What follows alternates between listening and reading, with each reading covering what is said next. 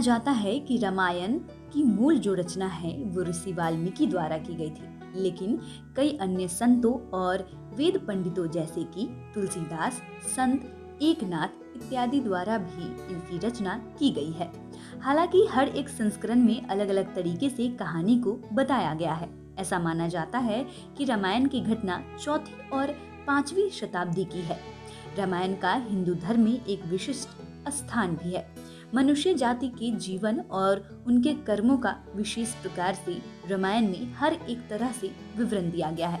इसमें भगवान राम और देवी सीता के जन्म एवं जीवन यात्रा का वर्णन है। लगभग अब सारे लोगों को रामायण की कहानी पता है, लेकिन इस महाकाव्य से जुड़े कुछ ऐसे भी रहस्य हैं जिसके बारे में आज तक लोगों को जानकारी नहीं है।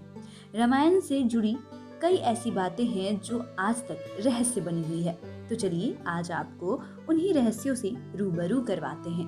ये बात बहुत लोगों को नहीं पता होगी कि गायत्री मंत्र में 24 अक्षर होते हैं और वाल्मीकि रामायण में 24,000 श्लोक हैं।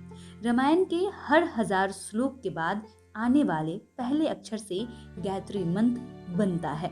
यह मंत्र इस पवित्र महाकाव्य का सार है। श्री राम की एक बहन भी थी। जानकारों के अनुसार श्री राम के माता पिता और भाइयों के बारे में तो सभी जानते हैं, लेकिन बहुत कम लोगों को यह मालूम है कि राम की एक बहन भी थी जिनका नाम शांता था। वे आयु में चारों भाइयों से काफी बड़ी थी। उनकी माता कौशल्या थी। कहा जाता है कि एक बार अंग देश के राजा रोमपद और उनकी रानी वर्षिणी अयोध्या आए। उनको कोई संतान नहीं थी। राजा दशरथ को जब ये बात मालूम हुई तो उन्होंने कहा, मैं अपनी बेटी शांता आपको संतान के रूप में दूंगा। यह सुनकर रोमपद और वर्षिणी बहुत खुश हुए। उन्होंने बहुत स्नेह से उसका पालन पोषण किया। राम विष्णु के अवतार हैं, ये तो सब जानते हैं, लेकिन उनके अन्य भाई किसके अवतार थे आज हम आपको ये भी बताएंगे।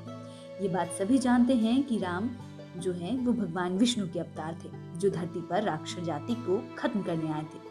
लेकिन लक्ष्मण, भरत और शत्रुघ्न किसके अवतार थे ये शायद ही किसी को मालूम हो। लक्ष्मण को शेषनाग का अवतार माना जाता है, तो क्षीर सागर में भगवान विष्णु का आसन है, जबकि भरत और शत्रुघ्न को भगवान विष्णु द्वारा हाथों में धारण किए सुदर्शन चक्र और शंख शैल का अवतार माना जाता है। रावण सभी राक्षसों का राजा था। बचपन में वह सभी लोगों से डरता था क्योंकि उसके 10 सिर थे। भगवान शिव के प्रति उसकी दृढ़ आस्था थी। यह बात सच थी कि रावण एक बहुत बड़ा विद्वान था और उसने वेदों का अध्ययन किया था। लेकिन क्या आपको पता है कि रावण एक उत्कृष्ट वीणा वादक भी था, जिसके कारण उसके ध्वज के प्रतीक के रूप में वीणा का चिन्ह बना हुआ था। हालांकि रावण इस कला को ज्यादा नहीं इस्तेमाल करता था, लेकिन रावण को यह यंत्र बजाना बेहद पसंद था। उस जंगल का नाम जहां राम, लक्ष्मण और सीता वनवास के दौरान रुके थे, क्या आपको ये पता है? लोगों को पता है कि राम, लक्ष्मण और सीता ने कई साल वन में बिताए, लेकिन कुछ ही लोगों को उस वन के बारे में जानकारी होगी।